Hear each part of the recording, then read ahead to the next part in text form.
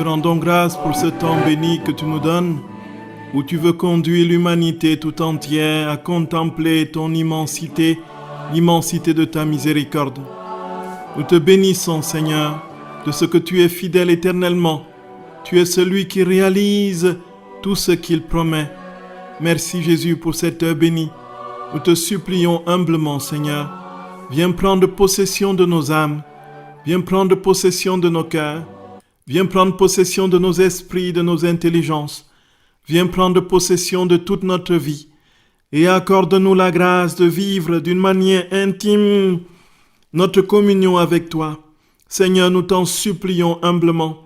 Fais descendre du ciel les fleuves, les effluves, sans nombre de tes miséricordes, de tes bontés, de tes bienveillances, de tes prévenances et de tes tendresses.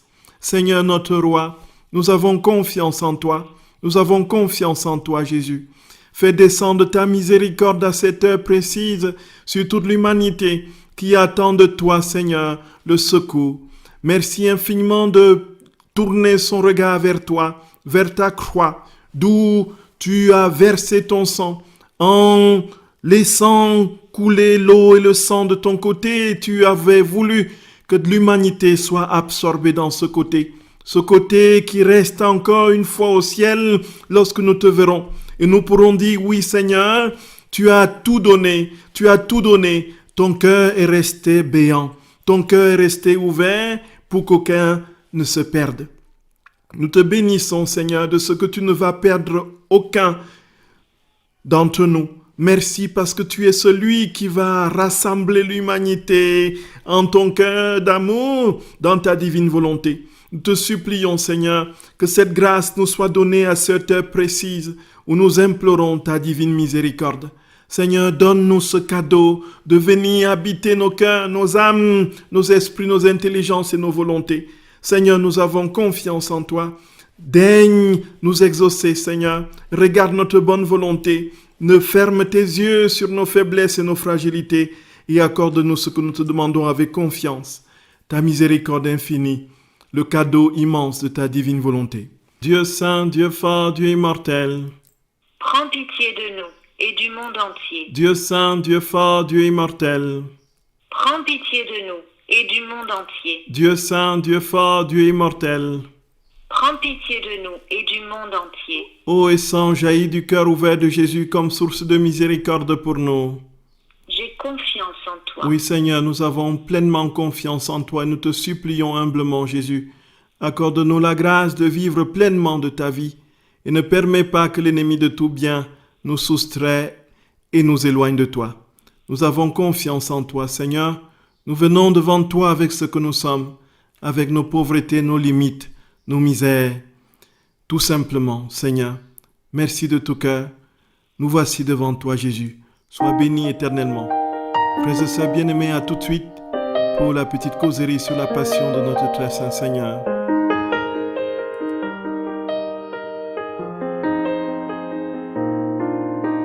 Jésus, me voici devant toi, tout simplement dans le silence. Rien n'est plus important pour moi que d'habiter en ta présence, avec des larmes dans les yeux ou plein de joie sur le visage, des rêves fous ou dangereux, un cœur qui recherche un rivage.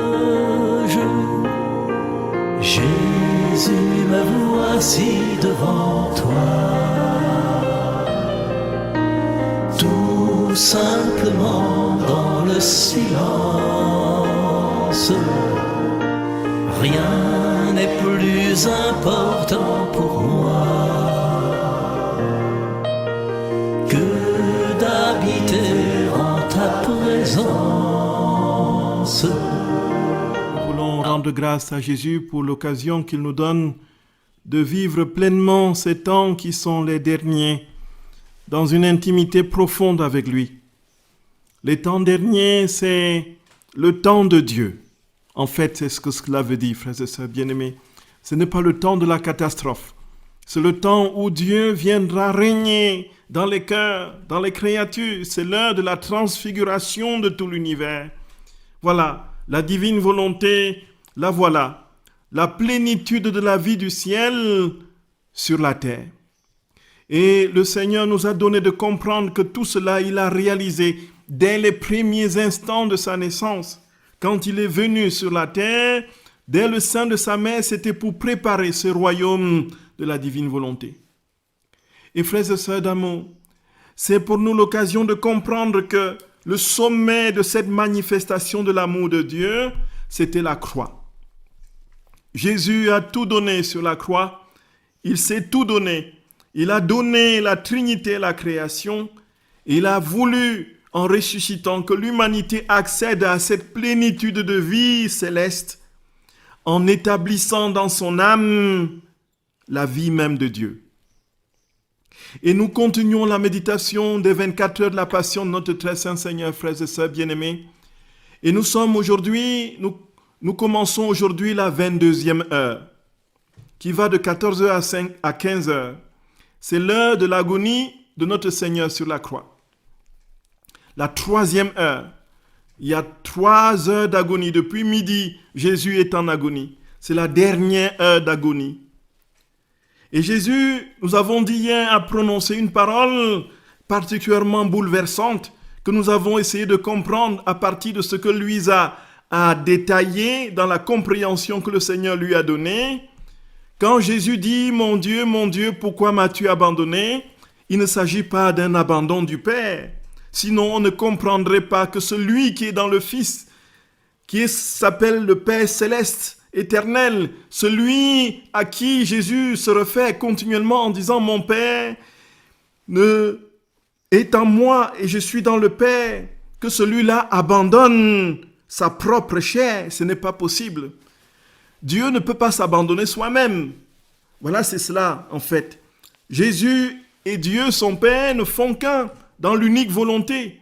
Et Jésus, quand il crie « Pourquoi m'as-tu abandonné ?» ce n'est pas « Voici, je suis extrait du Père, je suis l'abjection même, la déréliction. » Cela ne veut pas dire que Jésus voit son Père s'éloigner de lui. Jésus veut tout simplement dire « Père, regarde les âmes que tu m'as données. Regarde combien ils s'éloignent de toi. S'il te plaît, j'ai versé mon sang pour eux. Ne m'abandonne pas. Ne les laisse pas périr. Ne les laisse pas s'éloigner loin de toi. S'il te plaît, Père. S'il te plaît, Papa. Fais quelque chose pour eux. Ramène-les à toi. » C'est le sens du cri. « Père, pourquoi m'as-tu abandonné ?» Et frères et sœurs d'amour, quand nous le comprenons plus parfaitement, nous comprenons de manière plus intime encore combien nous sommes aimés. Jusqu'au cri de Jésus sur la croix, « Pourquoi m'as-tu abandonné ?» Jésus criait pour le rachat de nos âmes. Et dans la dernière heure d'agonie, Jésus va prononcer la 5e parole. « J'ai soif ». Le feu brûle toute la personne du Seigneur. Son cœur bat si fort que les côtes sont soulevées, selon la description que Louise a faite de ce qu'elle perçoit mystiquement. Et l'amour brûle Jésus de manière si intense qu'il ne peut plus contenir cette fournaise qui est en lui. Jésus est consumé littéralement par l'amour. Il brûle. En lui s'est installée la fournaise d'amour de la Trinité et qu'il veut déverser sur les âmes. Et cette fournaise est si brûlante que Jésus ne tient plus, frères et sœurs d'amour. Et toute son humanité va subir une transformation telle que Jésus est méconnaissable. L'amour va brûler et assécher Jésus. Et c'est pourquoi Jésus va crier « J'ai soif, j'ai soif. La soif de Jésus n'est pas seulement la soif corporelle causée par l'effusion de son sang. Sinon, pourquoi attendre que ce soit à la fin de ces journées de tribulation et d'épreuves que Jésus demande à boire? Pourquoi les évangélistes ont-ils voulu souligner cette phrase de Jésus si c'était simplement une soif banale de l'eau? L'eau que Jésus réclame, c'est bien les âmes, frères et sœurs bien-aimés.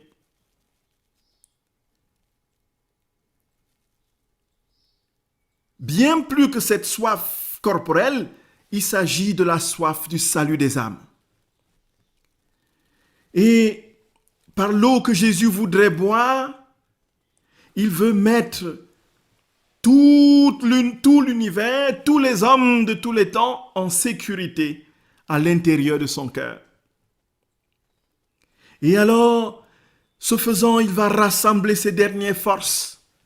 Il va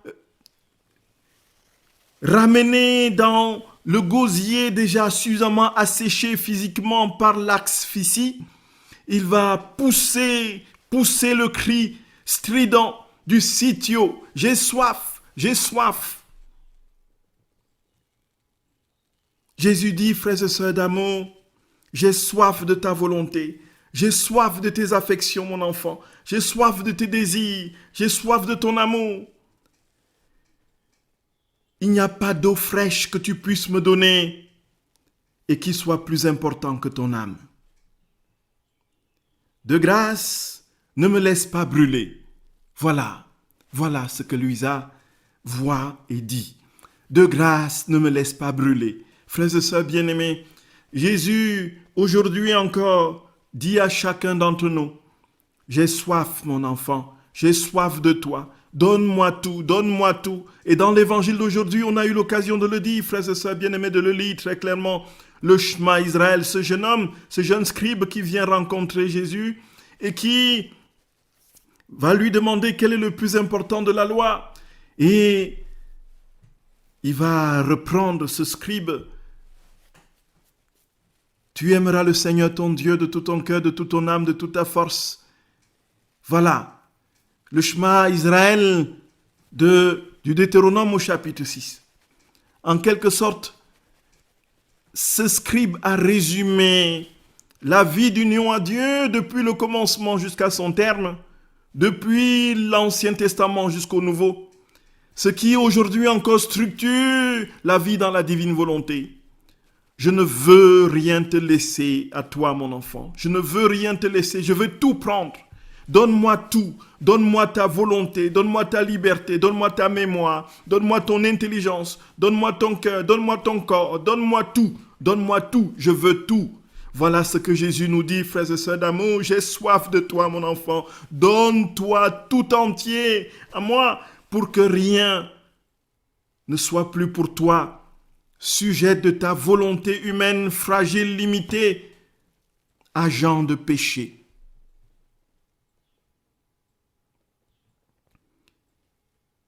Jésus est brûlé de sa gorge d'amour. Il crie, viens mon enfant, viens me désaltérer. Tout en Jésus est feu, ses viscères et son cœur se dessèchent. Jésus dit, pitié, pitié, pitié pour ma soif, mon enfant, pitié. Et alors quand les ennemis de Jésus l'entendent, qu'est-ce qu'ils font? Ils lui donnent du fiel et du vinaigre. C'est le fiel, frères et sœurs d'amour. Nous voyons ce que Jésus réclame. Ils avaient certainement, eux, des réserves d'eau, c'est certain, puisque sur ce chemin, ils portaient des gourdes, certainement qui contenaient de l'eau, potable pour eux, mais pas pour ce supplicié qu'ils ont maltraité et qu'ils ont traité comme un infâme, alors qu'il était l'innocent, le Créateur, le Sauveur du monde. Quand il demande de l'eau, quand il dit j'ai soif, on lui donne du fiel et du vinaigre. Et qu'est-ce qu'on lui donne ainsi symboliquement et spirituellement? On lui donne les nombreuses fautes, le péché. On affuble Jésus, on lui met dans la bouche justement le vinaigre de nos péchés, de nos nombreuses fautes, de nos passions non maîtrisées. Jésus les reçoit. Et Jésus brûle davantage.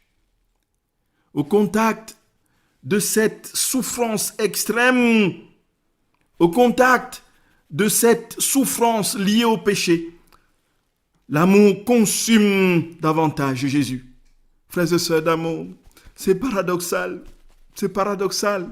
Et pourtant, c'est le grand mystère de l'amour infini de Dieu.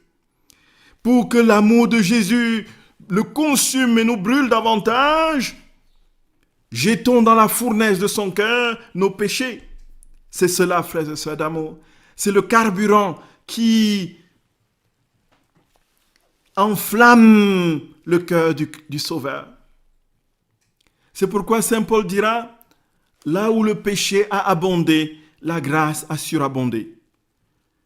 Plus nous remettrons nos péchés dans le cœur brûlant d'amour de notre Seigneur, plus facilement nous serons consumés de son amour, parce que son amour aura débordé de puissance et de force et se sera déversé en trop plein et de manière structurelle dans chacune de nos âmes.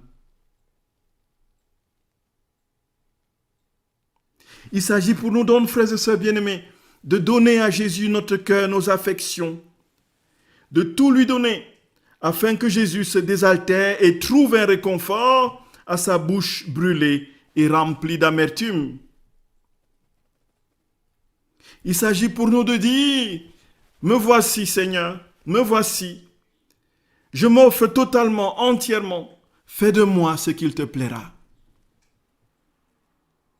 Il s'agit pour nous d'offrir nos souffrances, nos tristesses, et que les âmes, très souvent malheureusement, considèrent comme une malédiction de Dieu.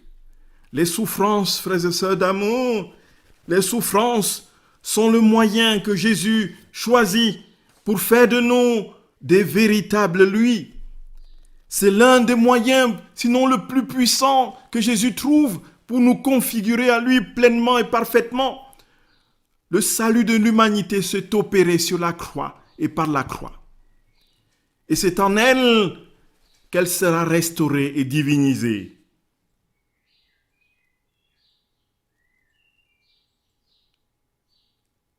Frères et sœurs bien-aimés, comment ne pas dire merci à notre Dieu? Comment ne pas dire merci à un tel Seigneur? Et Jésus va prononcer la 6e parole, tout est consommé. Jésus a atteint le degré le plus élevé dans la souffrance. L'océan de ses souffrances ne lui laisse plus aucune chance de survie. Les forces abandonnent le Sauveur du monde. Ses yeux se voilent, son visage se transforme et se couvre d'une pâleur mortelle, selon la description que Luisan en fait. Le souffle est haletant et intermittent. Jésus, comme nous avons eu l'occasion de le dire, subit ce qu'il y a de plus atroce comme châtiment inventé par l'homme en son temps, le châtiment de la crucifixion qui s'achevait par une mort atroce, après des convulsions, des spasmes et des asphyxies stridentes et indescriptibles. Le supplicié vivait quelque chose de particulièrement horrible dans l'ordre du tourment. Jésus, il n'y a plus aucune chance pour lui. Ses muscles et ses nerfs se contractent. Ses plaies se déchirent encore. Les dernières larmes coulent du visage de notre Seigneur. Et c'est alors qu'à grand-peine, il fait entendre cette parole, tout est consommé. Tout est consommé. Tout est consommé. Qu'est-ce que cela veut dire, frères et sœurs bien-aimés? Cela veut dire qu'il a réalisé pleinement le salut de l'humanité. C'est vrai. Cela veut dire qu'il a accompli pleinement sa mission. C'est vrai.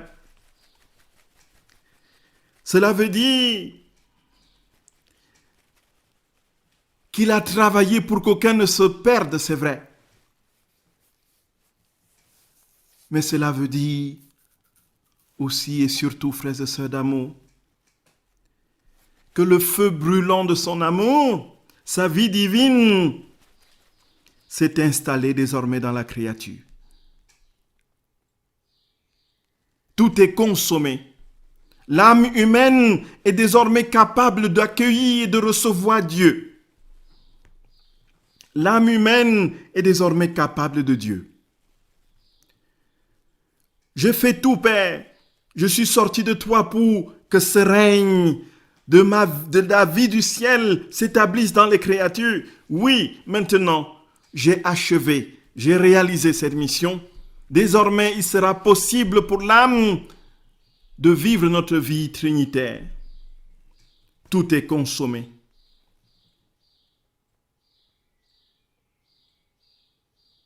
Seigneur, merci de tout notre cœur. Nous te disons infiniment merci, Jésus. Tu es celui qui ne pourra jamais être imité dans l'ordre de l'amour.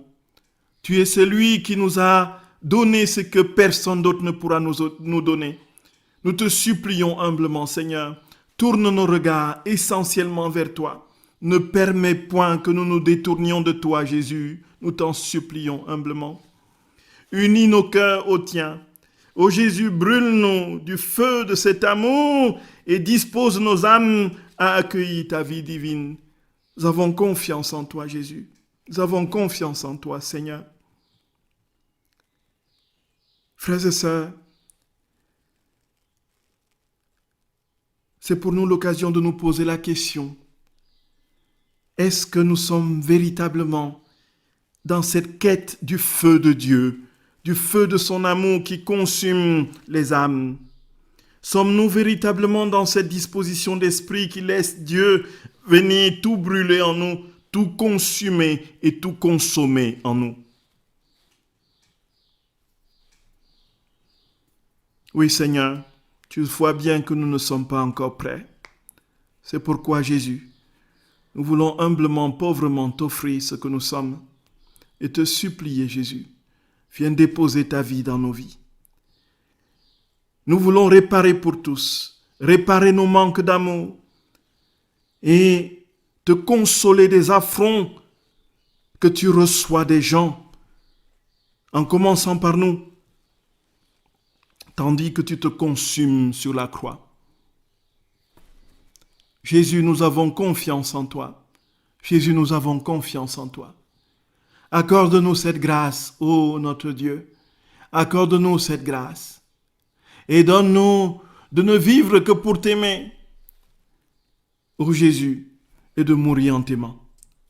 Qui est comme toi, Jésus? Qui est comme toi, Seigneur? Sois béni éternellement, Père.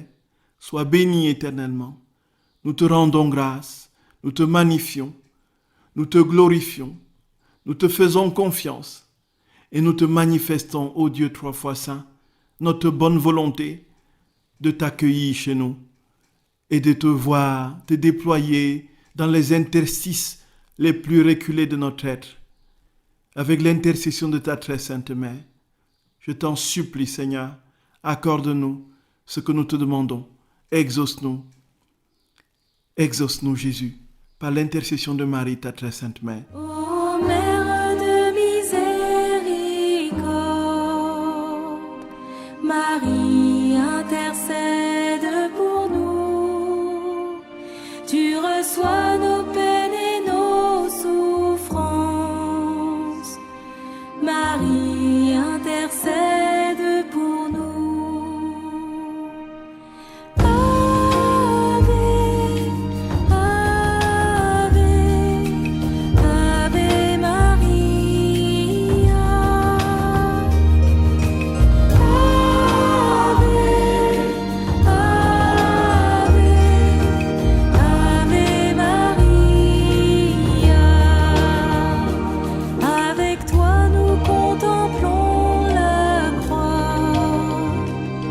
Marie, intercède pour nous. Apprends-nous à vivre dans la foi. Marie, intercède pour nous.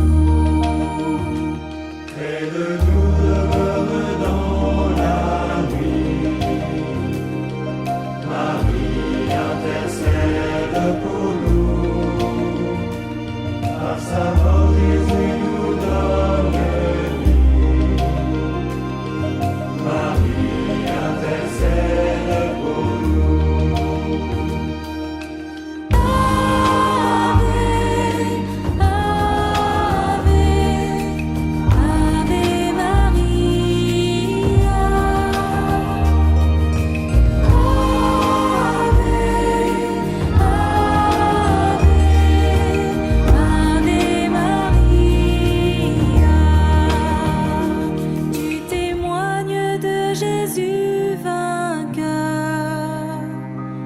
Marie intercède pour nous. Sa puissance vient changer nos cœurs. Marie